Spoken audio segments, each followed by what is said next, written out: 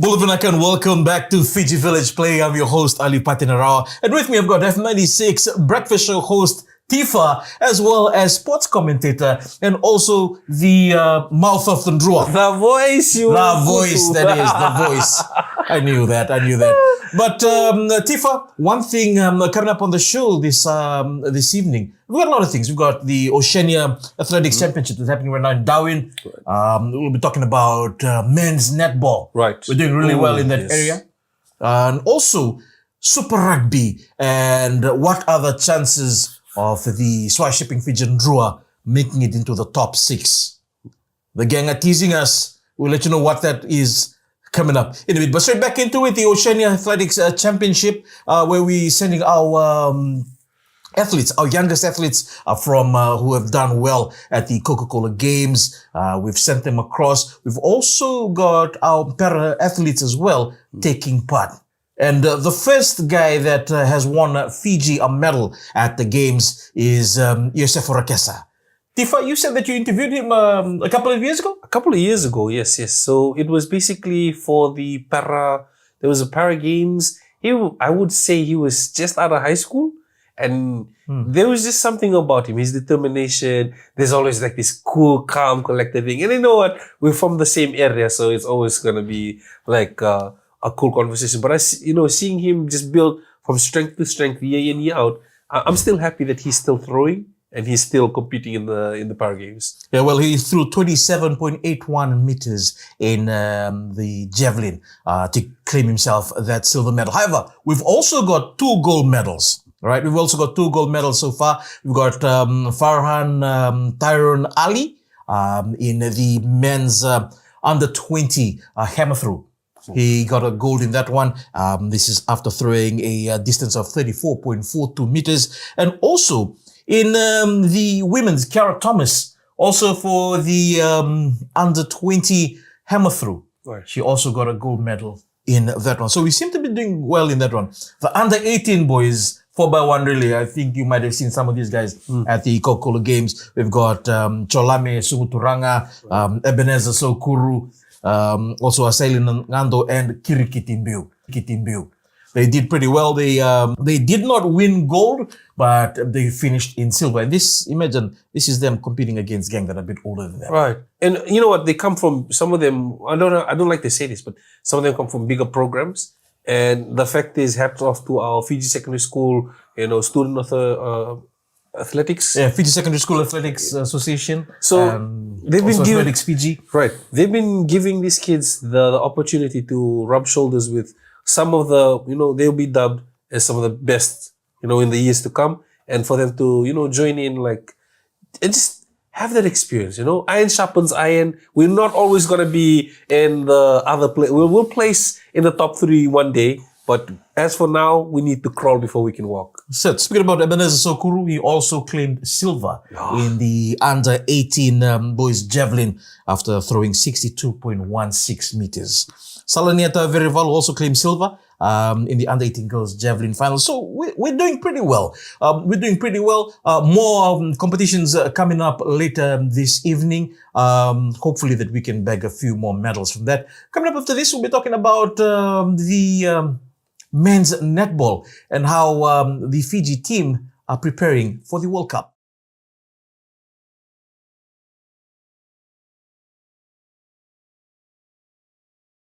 Bulavanak and welcome back to Fiji Village Play. I'm your host, Alipate Narawa, and with me is sports commentator, Tifa Vataiki. Tifa, as I said, we'll be talking about men's netball and how the Fiji team has been dominating the Tongans for the past 3 days in an invitational series that they've been playing here in Suva. So the first game, they won 57-18, then they won 78-18 with their last one last night, which was 74-26. Right. Oof. You know what? I'm just going to say this. Not everybody is built for netball. Okay, especially men's netball in Fiji. It's so competitive. And with, the rise in business house competitions and club competitions, it just, it's taken to a different place. I remember when Master Suka, former volleyball player. Yes, he transitioned and they just changed the sport. It's the conditioning and Oh man. The whoa. Tongue-tied for a bit, yeah. We can't even get that. Athleticism. The athleticism. My goodness. Just seeing how high these guys up. And the thing was, not only volleyball players were transitioning into netball, some basketball players too were transitioning into men's netball. And boy, the height this game can reach. Like some of them are doing a vertical of 35 inches. Goodness me, that's a lot of inches. Do you think, because you used to play basketball back in the day, you used to play basketball back in the day, that you have a slight chance of making the Fiji men's netball team? Firstly, playing basketball back in the day is a bit of a stretch. I was a social player, but I will never be able to qualify for the men's team. Do you think you'd be able to do it after this 3 months challenge that you have at the moment? Not even if I had a year, brother. FM96 team and the Legend FM breakfast teams. You guys got this 3 months challenge going on. For this one, we're going up one hill. Yeah. For netball, we're going up 700 hills, just going up, down, up, down. So I don't think so. But all the best to the boys, though. Like, hats off to you guys. Not even a slight chance after this. Because I've been seeing you getting training videos, all the sit-ups, all the punching, and all the unless all the conditioning that you guys, since you guys are just finishing from a session again today, right? Pati, I'm just gonna let you 3 years then, not the 3 months training. Let's just put it into a 10-year gap. Right? Let me turn 40 and then I'll be able to even be a water boy or a water man. All right, let's keep it at that. But yes, they did very well. There's talks that there might even be a men's netball World Cup. Love that. And speaking about World Cup, here is something that you probably haven't heard in a while. The Soccer World Cup is coming up. Oof. Tifa, what's your team? I think I'll always be the Three Lions. But that's the Three Lions. I know they haven't won anything forever. Have they gone past the quarterfinal stages in like how many tournaments now? They haven't. But that's the thing about soccer. You have to be loyal. There's sometimes some teams just don't win. The thing I don't get about the Three Lions is they go make a song and dance, and then literally a song about them making it into the finals. Oh my god! And then they shoot themselves in the foot, and they never even make it past in the European Cup. Well, hopefully England can go past the quarterfinals this time. And let's bring some pride back into the Isles. Neymar's back in the Brazilian team, however. Ooh, yo. Okay, so that was a pretty dramatic one for the Brazilian teams because they're getting named like they're getting picked in, NFL draft systems. Yes. So when they're calling out the names on television, you can just see these people's reactions. Their reactions, live reactions. Oh my goodness. And just seeing these superstars because they're big in their own right, in their individual club, whether it's local or international. But when they're getting called for the Brazilian team, it's like you're the chosen one. They are the chosen ones. They are the chosen ones. But here's the thing, though: can they make it? What? For the last few, for the last few World Cups, they have had the best team on paper. Right. But when it comes down to it, they're just a bit better than the Three Lions. Okay, that's too. Except they don't have a song about them. Like at least, like I was looking at the naming of the teams. New Zealand's named their team. Right. Australia should be dropping theirs very shortly. Fiji? Okay, Fiji. We're going to get there one day. All right. When we do get there, they'll know. We'll Yes. make a song and a meke. And a dance, and we will get someone special to sing that song.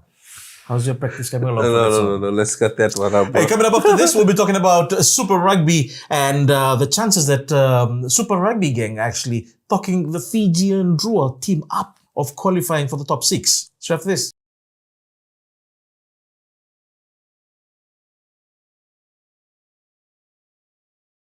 Bulavunak and welcome back to Fiji Village Play. I'm your host, Alipate Narawa, and with me is sports commentator Tifa Vataiki. And as we promised, we'll be talking about Super Rugby and Super Rugby in general. The entity have been talking up the chances of the swai-shipping Fijian Drua making it into the playoffs. Now, the playoffs means top 6. We are currently ranked 10th with 20 points. Above us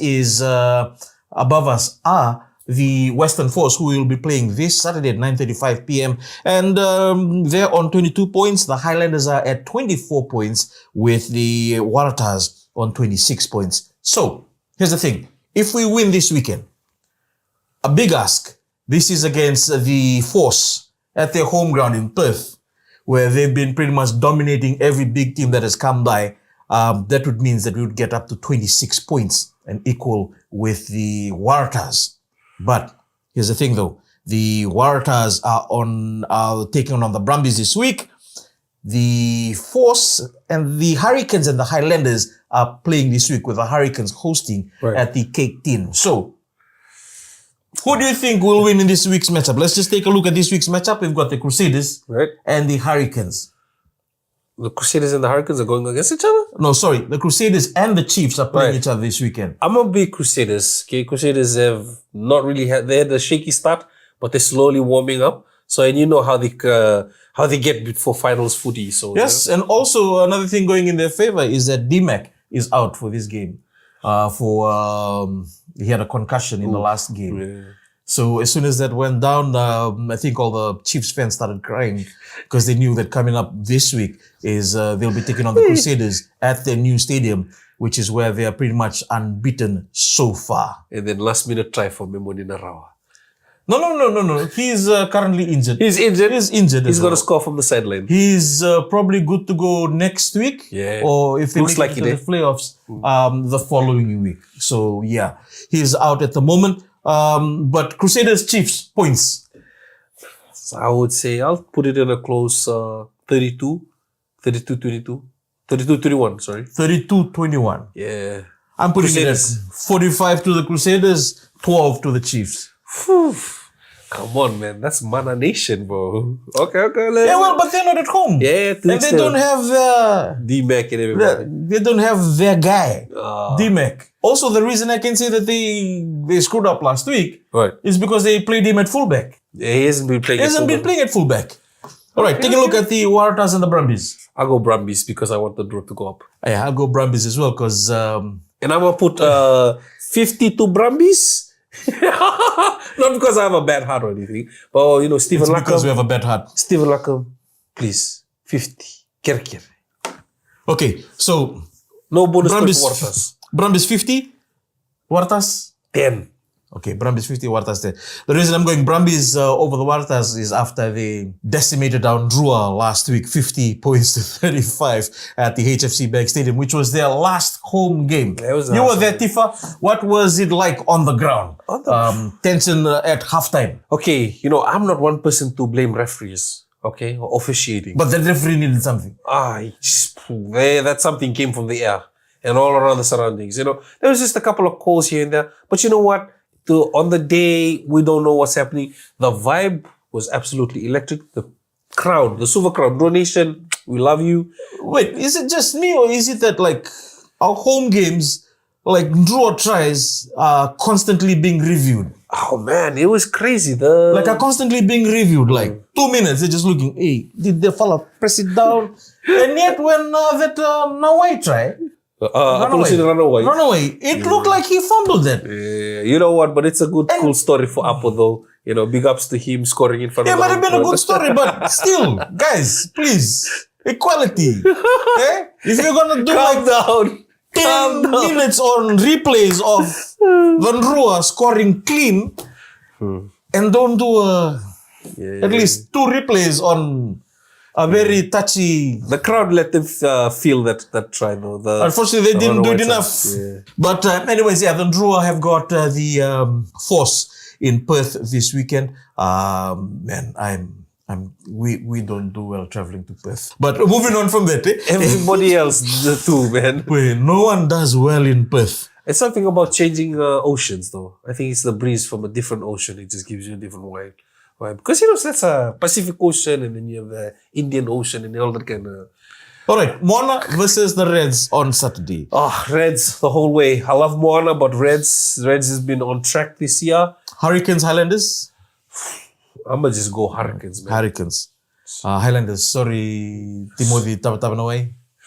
But Yeah, we need our draw to go. You need to stop carrying the team. You need to stop doing turnovers, please. You need to stop carrying the team because it seems like they're just relying on him. Yeah. They'll just give him the ball.